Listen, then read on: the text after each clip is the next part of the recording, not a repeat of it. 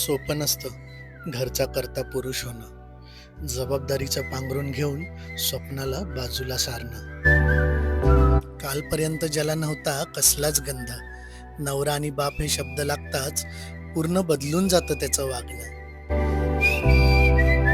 स्वतः जरी विचारांच्या चक्रव्यूहात अडकला असला तरी सगळं लपून आतल्या आत चेहऱ्यावर ठेवतो निखळ हसणं. वो एक तारा त्याच्यासाठी त्याचं कुटुंब हीच असते खरी दौलत.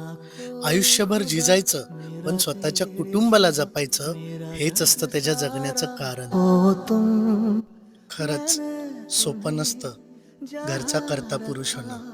जबाबदारीचं पांघरून घेऊन स्वप्नांना बाजूला सारणं. तुमको कुछ भी होने ना दूंगा, ये लिख लो दिल पर तुम